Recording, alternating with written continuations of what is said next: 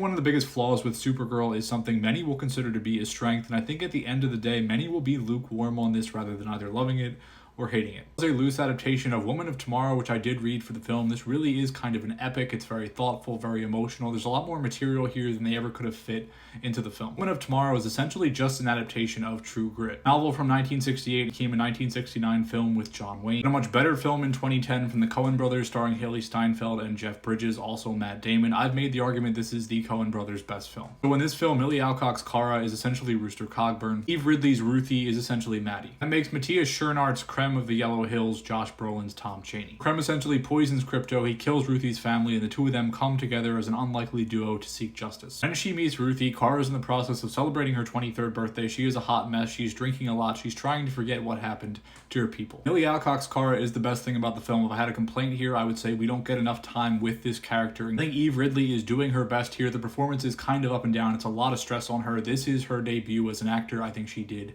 a solid job. A debut for another person involved in the film, that is Anna Nogueira, who is the writer. I think Eve and Millie are left out to dry at times by this script. This is her feature-length debut. She also is supposed to be tackling both Teen Titans and the Wonder Woman movie. I like to see young writers getting chances, but with this being the second film in this franchise, I wish a veteran that had proven themselves had gotten the opportunity here to shine. Being said, this is a pretty heavy story about a child seeking out to kill the person that killed her family. Also, you have Kara still processing the death of her entire people. These are two very sad characters, each kind of lost their own world in a different way. Throughout the film, you see them musing on the morality of an eye for an eye and the heaviness that will be on Ruthie if she decides to take this action and kill this man. I introduce into that very heavy, very thoughtful, very serious story Jason Momoa's Lobo, who is not in the comic. He has no place in this story. Everyone's going to praise this performance. I think it is jarringly bad. I think he sticks out like a sore thumb. I don't think he's a very good actor in general. I think he feels tossed in here like a garnish, oftentimes as Deus Ex Machina to come in and save the day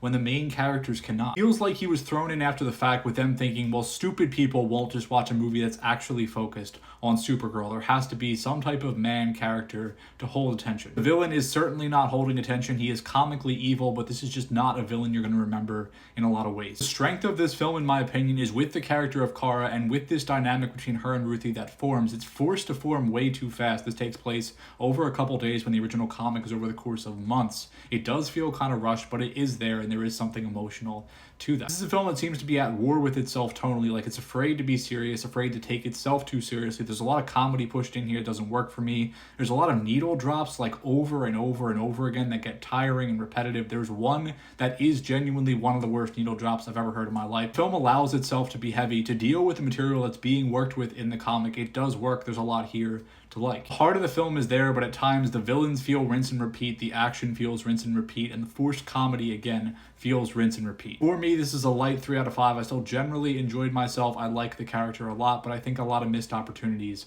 are present here.